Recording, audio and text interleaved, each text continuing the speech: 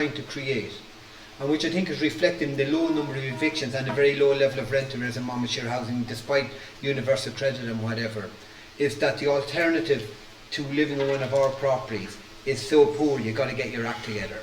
So our rents in general about 60% of market rate within Monmouthshire, but our properties in general would be in much better condition than a lot of the private rental sector within Monmouthshire as well. So that means that when the guys in income recovery are talking to the tenants and the threat is eviction if you don't pay your rent, then they have to seriously sit down and think, what is the alternative? And the alternative is so worse, they do pay the rent. And there's a lot of criticism about universal credit, and a lot of it is wrong, and a lot of it is cruel, and a lot of it is harsh. And that's a political decision, not a financial decision, because they like kicking the poor. But the essence of it was that here's your money, it's up to you to be responsible for it, and you use it for what you like. But blinking using rent really is not wrong. It's not wrong. Just having direct payments to a landlord, if you're not vulnerable, doesn't exactly give you a sense of responsibility that this is your house and your money is going towards the rent. Because what we want them to be is ambitious for what that money that they don't have much of, what that provides. And that drives us on to provide really good services. If that drives us to have better services, then they get a better home with better services. The rent is even better value for money. And that's the kind of the virtuous circle that we're trying to create with the rent. And that comes back down to the affordability as well. We know that the tenants do struggle because people are on limited incomes. We all know that the greatest sector of people who are struggling in the economy now are the people who are in work poverty they call it. And why wouldn't they? Lots of people on the lower level of minimum wage, they move to the higher level of minimum wage, maybe it helps a little, but then the living wage is above that, but lots of people don't pay the living wage. Some of this goes back to the last Labour government and tax credits, and many of you will have benefited from the tax credits, but the tax credits did a disservice in the economy because it took the onus off the employers to pay a decent wage and put the onus on the government to give a tax credit, which meant then when the tax credits disappeared, the low levels of incomes were embedded in the economy, and there's no way the employers were going to make up the difference between what people lost when the tax credits went. So a lot of these are long-term things. The tax credits also stopped the government from investing very heavily in training and education for people in low-paid jobs so that they could take better-paid jobs. And we're bearing the downside of that now. We've seen a lot of the further education colleges are slashing their courses and laying off staff. So how are people longer term going to get better paid work if all the ability to get trained or retrained and get more skills are gone? So the country is in quite a dilemma. And it's driven by austerity. The government pinned back the austerity story to like your household budget. Well, that's a nonsense. Only the most right-wing economists will tell you that austerity is a necessity. In actual fact, to get money quickly into the economy, you do the opposite of austerity. One of the reasons they always make a big claim about how much money they're putting into health is the quickest way to get money from government into the economy is to spend it on health, which of course they never tell you. They make it out that this is a government way of improving healthcare, when in actual frequently it's the quickest way the government can boost the economy by putting money through the system. So, but austerity is not going to go away because no party is going to get elected now unless they have an austerity agenda. Although people are getting fed up with austerity, they don't like the austerity they suffer themselves. The voters will always vote for austerity for everybody else, but not for themselves. We're approaching a crunch point though. What a lot of people don't realise is the greatest users of public sector are the middle classes, not the poorest, because in actual fact per head in the poorest communities actually the cost of services is frequently a lot lower than they are in middle class communities. So somewhere along the line it'll break. Austerity is slowly but surely becoming more and more unpopular, but as soon as it does, straight away they'll go on to some story about benefit fraud or whatever. That gets the public all het up again, and all of a sudden they think austerity is a good thing. I do think I'm interested in the social care argument that's going on now. Who's going to pay for social care? Same old thing, everybody wants everybody else to pay for it. The only way it can be paid for is through a property tax, and property taxes are incredibly unpopular. So the issue for us going forward about social care is my concern is that as the private care providers who are closing down quite quickly, as more and more of them close down, the government will be looking for somebody to provide care. and you can't force the private sector to do it unless you pay them a lot more, because their businesses don't stack up otherwise. Then they'll look to the likes of us, and that's very concerning for us in the back of our minds going forward, that we'll be obliged to become care providers. Somebody will have to do it. We don't have the skills to do it, we don't have the properties to do it. Interestingly enough, the banks won't lend you money to build a care home, because they say they're too risky. So if you have to build a care home, you have to do it out of your own resources, which will then tie up a huge amount of our money if we're forced down the route. So there's some very big issues tied up with rent, and how much rent you can charge, and what it's used for us going into the future. But there's plenty more of that stirring in the pot at the moment. Sorry, hang on. My cursor's gone walkabout. Okay, right, hang on. Come down. Do what I tell you. Okay, Christian, if you're watching this upstairs, I've got to talk to you about my iPad, okay? The new grant funding approach for housing associations, the Minister is very much in favour of local authorities building. 11 local authorities at the moment have retained their stock and haven't done any building of any volume for a long time. The Minister is very eager to channel some of the grant funding towards them. They don't have the teams to do it. They've got a lot of pride and desire to do it, but they don't have the teams to do it. So are they willing then to do joint ventures with the likes of us? There are no local authorities around here that have retained the stock, but all of the local authorities want to start building, and not necessarily social housing, but they absolutely want to build for sale and for profit. But they'll find, like us, that you build for profit and you build at risk. And just because you're building a house doesn't mean you'll find somebody to buy it. And if they will buy it, will they give you enough money to make a lot of profit out of it? So these things are very risky. Everyone, because the last 7 or 8 years things have slowly but surely built up, everyone forgets that in 2008 and 2009 the property market absolutely crashed. It's interesting at the moment that you can see the property market is anticipating a crash, because the sector in the quickest rate of decline in the economy is construction. So you can see in other parts of the country, in the major urban areas, they're pulling the sites. A very, very interesting thing has happened in a company in Darlington last week, which has passed by the news, but it's really, really important that the building control firm, when you're building a property, you have to get, as you move through the property, an external body on behalf really of the local authority will come in and will inspect the site and pass it to move on to the next phase. That's building control. Well, the largest building control company in Britain, based in Darlington, who looked after 8,000 sites in the UK, is going into receivership. And that means then there's 8,000 sites that will grind to a halt unless somebody rehires all of these people. And the reason they went into receivership is they can't get insurance. And there are only 2 insurance companies that provide that insurance.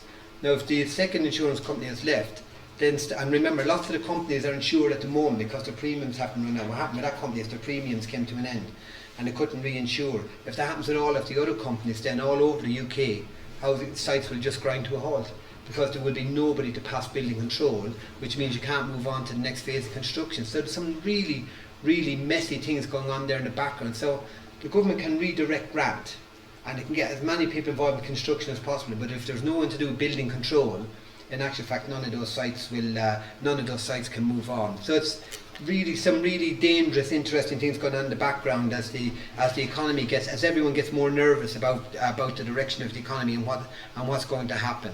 Some of the other stuff that sorry, excuse me now. Yeah, the Welsh government is considering setting up a body to acquire land, and that will involve, I would imagine, either buying on the open market, and if they do that, well, it's a waste of money, because all it is another competitor for a scarce resource, which is land, and all they'll do is drive up the cost of land. Or else they can do compulsory purchase orders, which I think personally would be much better. They can buy up large tracts of land near to existing settlements and put some certain criteria and demands against how that site would be developed. So if any of you were watching the news last night, you will have seen the housing minister saying that the large-scale developers are building the slums of tomorrow. And they probably are to an extent, an exaggeration for effect.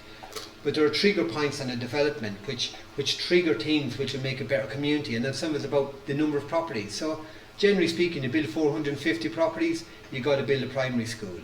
Well, the private developers are very interested in building 440 properties, but they're not at all interested in building 450. But the trouble then is to build 440 without a school, everybody's got to leave that estate in the morning, spreading their kids all over any number of schools in the local area that are already full. And you don't build a community because everyone's not going to the one place in that community. And everyone, all of you who've had children, will know that a secondary school isn't the heart of the community. The primary school are, because the primary schools are much smaller and much more local to your home usually, and that's how you get to know everyone in your local area. So shelter apartment. Another thing, simple things like is 450 properties will normally oblige you to build a roundabout.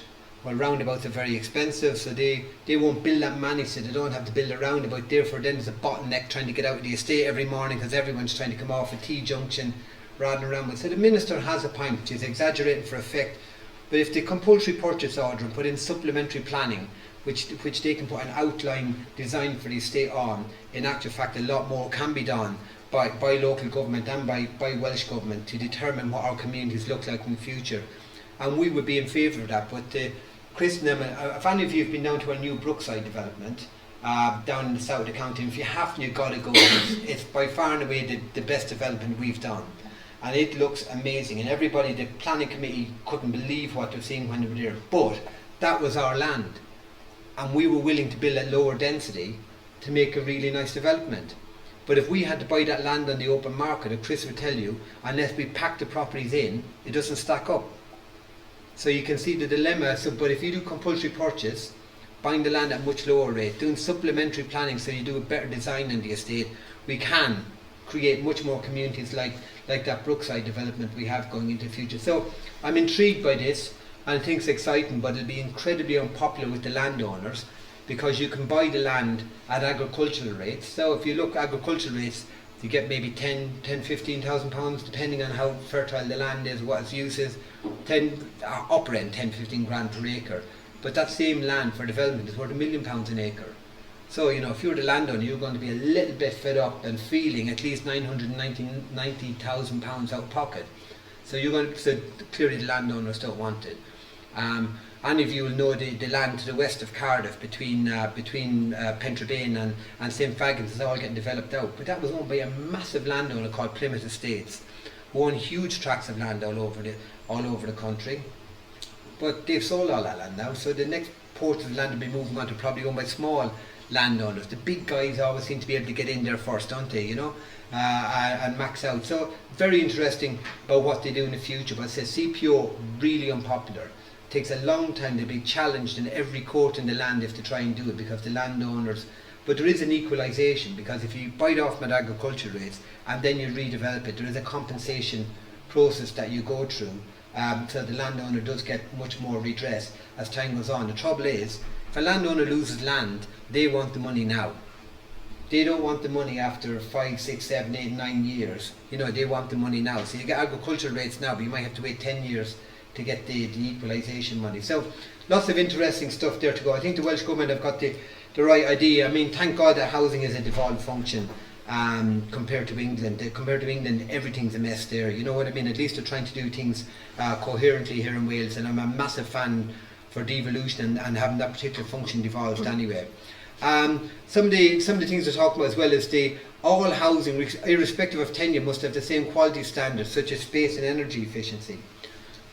And they're adopting this, and the house builders are in absolute meltdown over this, because this will involve either the house builders have to build a DQR, which is the standard we build to, which have got a better space, like every standard that we build to is better than the private developers build to, and they're going to straight away say this will go on to cost. Now when it goes on to cost, their choices are two: either you charge more for the house or you pay less for the land. Well, remember, if the landowners don't need to sell, then your only option is to charge more for the house, for the increased build cost. But if you've reached the limit of what people in an area are willing to pay for, well, you can't pay any more for the house. And the famous quote was from Persimmon during the bust that they won't build above the snow line. Of course, the snow line is an imaginary thing, but the snow line in Wales is effectively maybe a few miles north of the M4. Because once you go a few miles north of the M4, property values decline really, really quickly, and their argument then is unless they get the land for practically nothing, they won't be able to sell it for the increased build cost that the Welsh Government will impose on them. So you'll have large number of communities in Wales which the only building going on will be by the likes of us, for affordable rent. But once again, if it's all social housing that only has been built, well then all you're doing is kind of concentrating low paid workers in those villages, and you're not giving a chance for other people with different income levels to live in those villages, so and towns as the case may be. So very, very interesting, but something we've got to keep an eye on. So some of the other stuff then is the energy standards, and this is why I'm going to show you this. Yes, okay. So the Welsh Government have set a target, and they're right, of all properties reaching an energy efficiency standard of A by 2050. So most of the properties now would probably be a B. Some of them would be close on an A, but that's brand new properties where you're on a clean site and you can design everything in. Retrofitting, which will be required for all the rest of the properties in Wales, or anything maybe more than 10, 20 years old, is way, way more expensive. So some of the retrofit costs for a property are running from 85 to 69,000 pounds per property. So what are the Welsh Government going to do to the 80% of properties that are privately owned in Wales? Because you can't just go up to the homeowner and say, do your bit for the environment, here's a bill for £85,000, but by the way, your property won't be worth any more after the retrofit than it is now. Because the property is worth what the local community are willing to pay for a property in that location. It's location, location, location, not retrofit, retrofit, retrofit, isn't it? So how the hell is all this going to be paid for? So the government will have a mechanism to pay the likes of us theoretically through grants, but if they do that, then there's less capital money for new build. So they've got some really, really difficult decisions to make. They're talking about the spend needs to be about £1 billion a year on properties in Wales. Now the turnover of all of the housing associations in Wales is £1 billion a year. That's all of our turnover. So they're talking on retrofit alone. Wales needs to spend £1 billion a year on retrofit, because we've got so many properties in Wales of such poor quality, such poor thermal efficiency, and costing a lot. Costing a lot for the people in them who live in them to run, provided they turn on the heating, which frequently they don't. Because in every house in Wales there's an extra jumper. Why would you turn on the heating when you come on an extra jumper? That's the blanket. That's the blanket. They'll use an electric blanket in the bedroom and not the radiator. So you could have a massive spend on retrofit based on the living standards of people, or living style of people who've got more money than the people in the properties do, because they don't turn on stuff because they can't afford to. Anyway, I'm going to show you a thing here about Energy Sprong, which I came because I know one of the guys involved in it. Came across this a few years ago, and this may be some of the way that we'll have to go. I'll give you an example of the dilemma we face.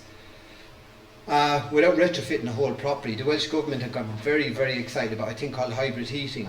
And hybrid heating is essentially using an existing gas boiler, or a new one, and attaching an air source heating system to it. So the air source system is like a refrigerated unit, which is about half the size of that cupboard. Yeah, about half the size of that cupboard, which goes on the outside of the house. Now we're in Monmouthshire, and the planners are very strict about what a house should look like, but lots of our boilers are in the upstairs front bedroom.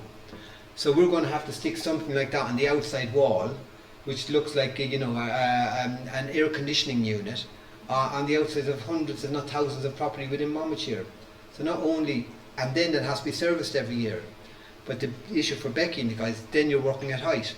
So if you're working at height, because you have to, at least every 2 years, you have to put, you have to top up the antifreeze in them. So then we have to go around and put up scaffolding at 2,500 houses every 2 years to get up to the, or not won't be 2.5, but up to hundreds of properties to get up to these units to top up or check at least the levels of the antifreeze. So you can see the costs are just mounting up. So for us to replace an existing gas boiler with a very, very efficient gas condensing boiler costs about £2,300. The boilers they're talking about cost £7,300. This combination, and that's before with the air source. You got to change all of the radiators inside the house as well, because it's a passive background heat. So the only way that works properly then is to have much bigger radiators in your house. So the boiler will cost £7,300, and then we'll spend another God knows how much replacing all the radiators within the house as well to make it work properly. So the quick figures I told Welsh Government were that if we replace all the gas boilers, it'll cost say £5 to £6 million. If we put in hybrid boilers, without even talking about the radiators, it'll cost us £17 million. So I think the difference is £12 million. So my suggestion to them is that we use that money and we build a wind farm, which is what we're looking at the moment, along with four or five other partners. So we're looking at something maybe costing 50 or 60 million quid. Yeah, your views will change around here maybe in the coming years. It would take about 5 years to do this anyway. In the interim, we wouldn't have had to change many boilers, but it's about the advantage of the wind farm is, of course, we get a return on the investment. If we put these new boilers into a house, well, we can't charge any more rent. But if we build a wind farm, well, then the wind farm generates cash. And my suggestion to Welsh Government is we use the cash flow from the wind farms, to pay back the debt, yes, which will take about 9 to 12 years, but also to use the cash flow to fund the retrofits to the properties, because at least we'll have a mechanism to generate money to pay for it anyway. So they're not averse to the idea at the moment, and certainly the other partners are very excited because they hadn't thought of it. So we've commissioned a company to go up around some local hilltops, quite a few, and it'll take 2 years to do the testing. It takes 2 years because you've got to put a turbine up there to do the testing. It takes 2 years because of the money. You need to figure out how long it's going to take you to get your money back to make the investment decision. And the investment decision you can't do based on 1 year's wind. You got to do an average over 2 years, and so we have to stick a turbine up there for 2 years. Then we get an average. Then we get an idea of a return on investment on the turbines, and then the Welsh Government understand that the turbines are very unpopular, so they've taken the planning permission away from the local authorities, and the Welsh Government make the planning permissions on the right, because they can get turned down for the sake of 5 votes in a local area, whereas this has now become a strategic infrastructure investment they want in the country. And interestingly enough, you'd think Wales would be well set up for wind. Well, it isn't. There's plenty of wind, but you can't just put up a turbine anywhere. So the only places you can place a turbine in Wales is south of the heads of the valley. You can't place it north of the heads of the valley, partially because a significant part of the land north of the heads of the valley is in the Brecon Beacon National Park, and it wouldn't be seen dead having a turbine up there, and maybe they're right. But the second part is that south of the heads of the valley, much more heavily populated areas, where you've got more heavily populated areas, the main wires are much thicker, because they've got to deliver a much greater supply. Therefore you can put a lot more electricity into them because they're already delivering a lot. But north of the heads of the valley is much more rural areas. Of course, the wires are a lot thinner, and it's a bit like, if you tried to put a 5 amp wire to your cooker in your kitchen, it won't work with a nice skinny wire. That's why you need 30 amp wires to your cooker in the kitchen, because it requires much electricity, so the wiring to your cooker is much thicker than it is to your sockets. And the same principle applies to trying to do the electrical infrastructure. So you've seen the last few years been lots of rows about people in mid Wales complaining about pylons going up into mid Wales. Well, one of the reasons that they want to drive the pylons up into mid Wales is so that they've a network that will take any increase in electricity generation.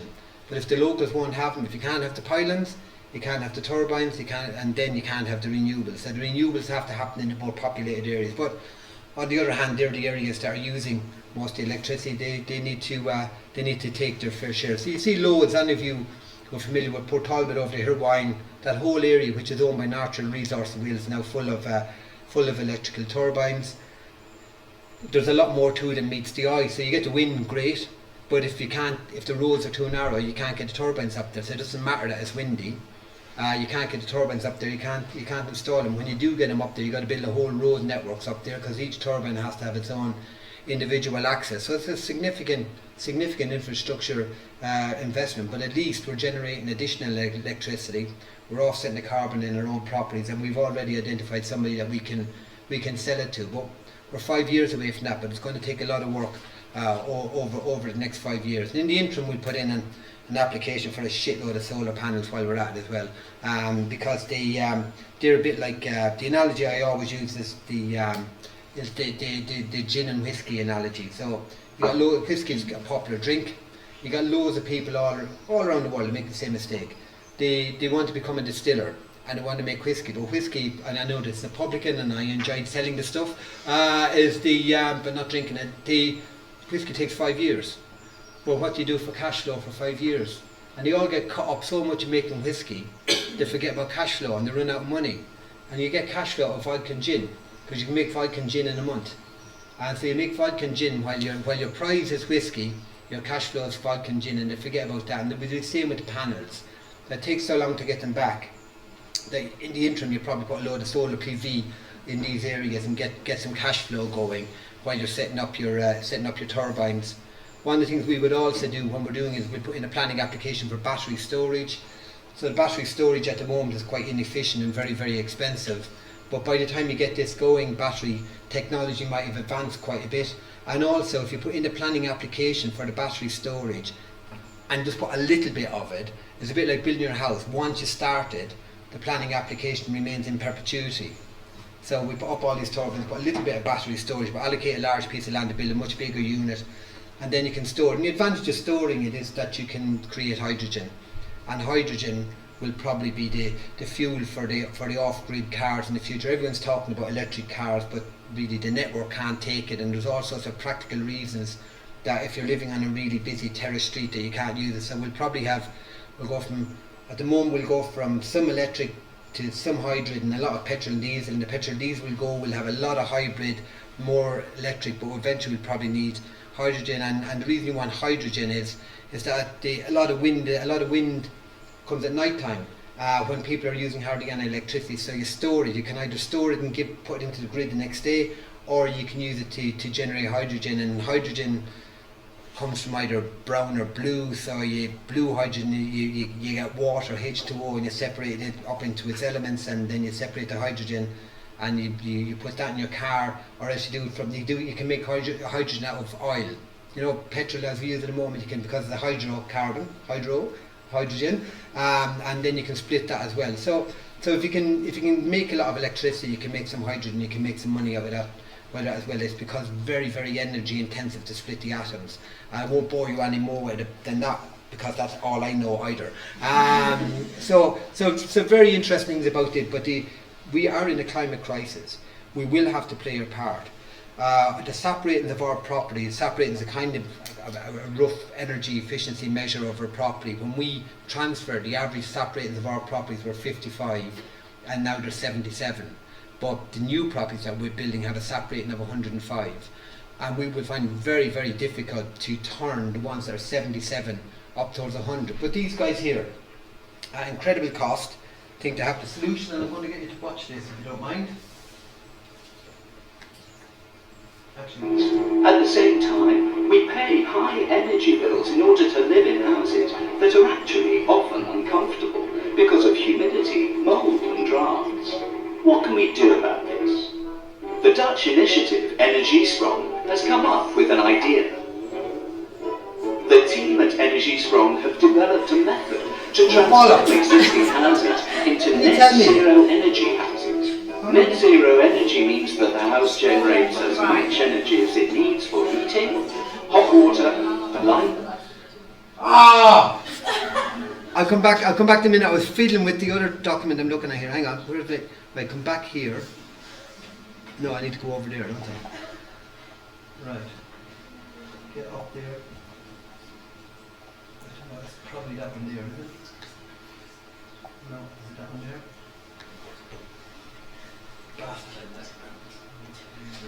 Go back on the tab you were on and then go back. Because I think it drinks on a different name. Yeah. They're all the same kind of thing. Hang on. So that one there? No, one left again. This one? Yeah. Now hit the back button. Yeah, right. Now, what do I do? To the right. I need to the right. Go over here. Over. What's the trouble? Oh, what did you do there? Go the opposite way to what you're going. Oh, yeah. Hang on. It's counterintuitive when you're not looking at it. Hang on. Pull it around this way a bit. Right, where's it gone? Can you see it? It'll be towards your right hand, John. So go the other way, John. Oh dear, no, should come across now. There we go. That's it, yeah. Yeah, and then I need to drag that up, don't I? Yeah, you do. There we There go. you go. Hey. Turn it off and turn it back on again. Right, here we go. Worldwide, we use and waste a lot of energy. much of which is used in our homes. At the same time, we pay high energy bills in order to live in houses that are actually often uncomfortable because of humidity, mould and drafts. What can we do about this? The Dutch initiative Energiesprong has come up with an idea. The team at Energiesprong have developed a method to transform existing houses into net zero energy houses. Net zero energy means that the house generates as much energy as it needs for heating, hot water, lights, and household appliances, resulting in a warm and comfortable home.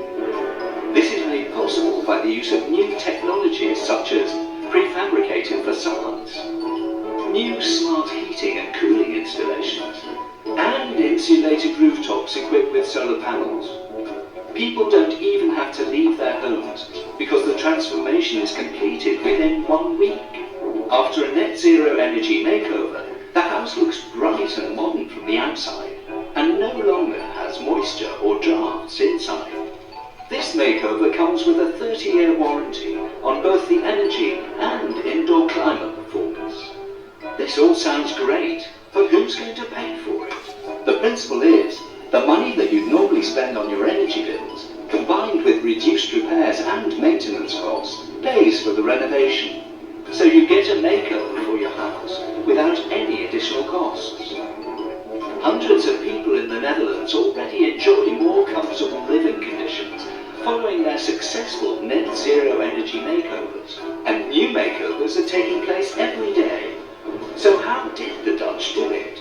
In order to implement this change, an initial group of social housing associations joined forces to secure a first market for these performance-based makeovers.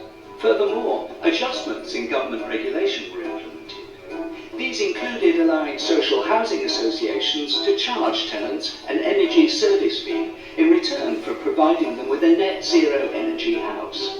At the same time, an evaluation of the new refurbishments was undertaken by banks in order to provide affordable financing to the social housing associations. The independent market development team at Energiesprong coordinated all these activities to ensure each of the required market conditions would be fulfilled at the same time. Together, this creates the right market conditions for innovative companies that want to invest in and develop these net zero energy makeovers. These are all based on prefabrication and industrialization, allowing performance to be driven up and costs down. To learn more, go to energiesprong.eu. Right. So there's all sorts of stuff. I'd say it's not as if there isn't a solution, but those solutions cost 89,000, 65,000 per property. The interesting thing is, you just see the size of that unit going into the house, which is going to be able to convert the electricity. Remember, the electricity on that's generated on the solar panel is direct current, but of course all of our appliances use alternating current, so it has to be converted then from direct current into alternating current to an inverter, which our inverters have frequently broken down and are very expensive. And the issue here will be, so we've got these properties with 77, maybe there is a thing that we need to do with them. The other thing is, of course, that unless you can charge them a lot more rent, it can't be paid for. So the dilemma then for the Welsh Government is, in the poorest quality stock, the rent is going to have to go up a lot more to be offset theoretically by the energy bills being a lot lower for the household in that property, because the energy bills aren't applicable. They're going to come out with benefits. The worry for me is that these people are probably using very little energy, but the charge that you have to put onto them to pay for those renovations will be very high. But they do talk a lot, so I've done a lot of research on this, I suppose, but they talk about industrialising the process, and if you industrialise it, theoretically the cost should come down a lot, and therefore, although they're very high at the moment, in the future maybe they'll be a lot lower, as they're smarter and quicker, and everything is much more prefabricated. But that unit that they put into the house, and I'm just thinking, in our average house, where the hell would you put that? That is one serious piece of kit with a lot of wiring and plumbing and whatever going with it. So there's nothing straightforward about this. Nothing is easy. You've got to remember the prefabricated exterior, I think, is an interesting one, because one of the issues you'd have in any Welsh town or village would be a lot of those stone cottages, mid-terrace. People much of us mightn't like the house, like the look of the streets or whatever, and you find a lot of opposition to changing the external facade of the property. So maybe there would be a way to manufacture a prefabricated facade that you just stick on the front of the house. So there are ways around it, and as I said, Welsh Government are right in the ambition. What we need to do in the coming years is figure out how the hell are we going to do this in a way that we can justify the cost of. And that's what we're trying to do. So parallel to that, we've got a new build. So we're still looking, we put in a bid to Welsh Government for our factory to build the houses off-site. So you won't build a whole house off-site, you build a kind of internal structure. The base still has to be built, all the groundwork still has to be done. You can't just turn up, put a house there and then you wonder, oh God, where's all the shit going to go? You know, you still have to do loads and loads of groundwork to the base of the house. The idea of the factory is to build a much more tighter engineering quality, which means there's much more less room for error, margin for error. But then out on site on the groundworks that are done in the worst conditions, that has to be much more accurate and much more care and attention has to be done. Because now, if it's a little uneven, you can always add in a little bit more mortar and you straighten out and get the first course of bricks right. If we're building off-site, we'll be bringing in wooden or wood-based interior walls now, two sides, which have to fit perfectly. Because if they don't, without a little bit at the bottom, by the time you get to the upper floor, the gap is that wide. These things will have to fit together like that for air tightness and energy efficiency. So we put in a bid, we're looking with two partners, which are Mellon Homes and Edenstone Homes, and ourselves, and we're going up to see a factory. I've been to see one factory already, going to see another factory in August. And providing we need 250 properties a year to be built in this factory to break even. But the issue for us at the moment is what's going to happen in the next few months. So property prices in London are falling 8%, and the rest of the country, when London catches the cold, the rest of the country catches the flu. But there's always a lag, because London is ahead of everyone else, because London is the leading dominant part of the economy. So when London falls first, and everyone else keeps growing, but then they come over the tip and they fall further. And this is what will happen in the next few months. And likewise, London recovers first, but then it takes a load of time for that benefit to flow out into the rest of the economy. And if property prices falling in London so quickly, and for 9 months in a row they've been falling, that will catch up. And as a result then you have deflation, which I've spoken to you about before. When you have deflation, people won't buy, because they think that house is going to be cheaper in 3 months' time than it is now. Not recognising that what will actually happen is people won't build a house.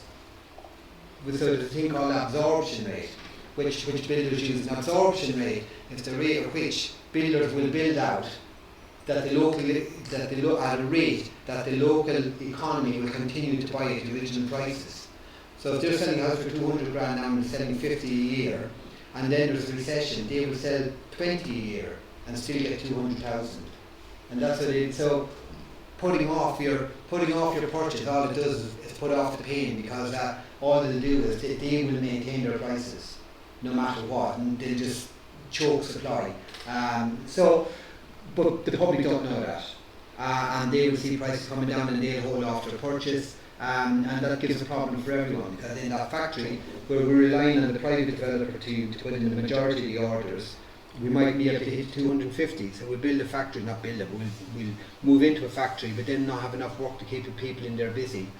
So we need to figure out if there is a lower rate of output where we can keep fewer people busy and still break even. Now one of the ways, of course, we break even is get loads of grant off Welsh Government to set the thing up, so that's not part of your cash flow or part of your capital commitments, and that makes it easier to break even. And the break even point of 250 is based on not getting any grant. So if we get a lot of grant, then your break even point might be 150. Well, if it's 150, that's a whole new ball game. We probably will be able to build out through a recession with 150, and then the public have to want them. There's all sorts of quirky units being built out there. Everyone's heading into modular now.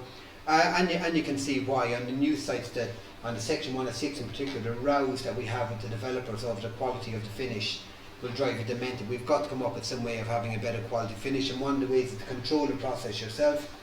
Like why is on the properties that we build for ourselves with our own workforce, there's never any issue with the finishes, but all of the properties that somebody else builds, and I'm not talking about the small SMEs that we use like in Brookside and that, Hale Construction, P&P, local small Welsh building companies are very good. and the finishes are really good. But when you start talking about the nationals, it's much more difficult. Depends. Some are better than others, but it's much more difficult. The more profitable ones actually give the worst product. And there is a pecking order, but in case I'm ever sued for telling you all about the pecking order of quality, I won't tell you now, but the persimmon are the worst. So anyway, look, there are things that we're trying to do, both to have cash flow and be able to build our own properties, maintain quality, but hit all of the environmental standards going forward, because the type of properties we're looking to will be built to a very high environmental standard, but also then working in an environment where there's less grant possibly, because look, the authorities will be taking some, so we need to try and develop our way through recession. How can we get our hands on land cheap enough that allows us to still sell the properties at a profit, and then use that profit to cross-subsidise the ones that we have to build for rent without grant. So one of the other things I need to mention, of course, is Julie Nicholas. I know all of you noticed lately that Julie is insufferable because she won contribution to the housing sector award in Manchester recently. The scream that she let out herself when she won, I swear to God, the hair stood in the back of my neck for a good 4 days after it, you know what I mean? Yeah, and you know, and then yelling up and yelling at the guy on the stage, "You are so right, oh yes I am the greatest." You know, I thought there wasn't much humility there at all, was there? But it was a fantastic night, and really deserved, Julie, and we're all really proud of you. I know you're incredibly proud of yourself and insufferable, but nevertheless, it was a brilliant one, wasn't it? Yeah. And we loved it. And thank you all very much for all of the people who came up with it. It was we had a really good night up there, and it was just a way of showing appreciation to Julie's team as well, who've been very loyal and hard working along with her. Okay, one of the issues we have at the moment, Trevor Bowen House over in Monmouth, you'll have seen we're getting a bit of a kicking in the local papers about that. The issue behind that is we built a fantastic older persons unit in Monmouth, and everything about it is lovely except the drainage, and the drainage wasn't done properly, and it was a design and build. The Welsh Government obliged you to do design and build, and design and build puts the risk onto the contractor until the development is completed, not onto us, the client. And as a result, then we don't get to supervise the site as much as if we were doing the site ourselves. Building control are meant to do to see the problem with building control going forward if there aren't any of them. And the drainage wasn't done properly, which meant then that the pipes were meant to be strapped every metre or so underneath the building, and they weren't. The straps were put much further apart, which meant then the pipes sagged in the middle, and as a result then waste of the worst variety gathers in the pipe, in that sense the smell, despite the fact that the U-bends, and a U-bend, if you don't know, on a toilet or a sink is to stop smells coming back up, but they do come back up if there's enough of them. They're now going to have to tunnel underneath the building, make 15 holes on the exterior of the building between the slab, which is the floor, and the foundations, make 15 holes, get somebody to crawl in there, dig out all of the earth around the pipes that are sunk into the ground, and strap the pipes back up to the building to make sure that the runs are straight going forward into the future. In the interim, so we've been in dispute with them for a long time over this, and we haven't really been able to come clean with everyone about it, because it's a dispute and there's litigation, and when there's litigation you can't really say much because it's all got to come out in court. Should we end up in court, they've eventually admitted there was a problem a long time ago, but the solution they would not admit to, because the solution is expensive. They kept coming up with all sorts of solutions which were cheap for them but incredibly disruptive for the tenants and expensive for us. So we've had to keep 18 properties in Monmouth empty for best part of a year, 2 years. We started accumulating, about 2 years ago we started keeping them empty. The locals in Monmouth are going mad because their parents are getting old and we're not allocating any properties to them because we're keeping them in case we have to decant potentially from this unit. We now looks like we might get away with decanting. So we've released 6 properties, but we've got another 12 that we've kept. As the works progress, if it looks like we won't need them, we'll release another 6, but we'll always keep 6 in the background just in case. So the kicking we've been getting in the papers and all that, well, what can you do? That's just life. You know what I mean? It wasn't nice what to say about us, but we have a duty to our existing tenants. We've also got a duty to the judicial process that we might have got involved in, which obliged us not to say much about it. And likewise, just from a reputation point of view, we didn't want to talk about Trevor Bowen Court having a problem with sewage when we in the future want people to go and live in that place. So we've had to keep quiet about it because it is a fantastic scheme with lovely accommodation, and we want people to be proud to go and eager to go and live there in the future as well. So a bit of a dilemma, but not as bad as it was a few years ago. On the South Wales Argos some years ago, there was a picture of a woman lying face down on the ground at the bottom of the stairs, and the story was essentially John Keegan did this. That was on the front page because we'd taken away the resident scheme coordinators, and an old lady fell in the scheme over the weekend and lay in the floor for the weekend until somebody found her on the Monday. But of course the scheme coordinator wasn't on duty all weekend anyway, and the lady wouldn't wear the pendant, which would have allowed her to call for help. You know, so some of this stuff we do is messy, and you just got to have broad shoulders, and you take it. And in my car then, for about a year or so after, I had a stick on my stash that I just stuck on my face when I went down, and a bit of a Groucho Marx cigar. I know, I mean flippant, but the reality is we deal with messy stuff sometimes, and we've got to have broad shoulders and just take it as it comes. So anyway, hopefully that will all be sorted very, very shortly. So really then it's over to you guys if you've got any questions about anything that's going on that I might know about. No, not at all. Keep it up out there, you're doing great work. Thank you all very much.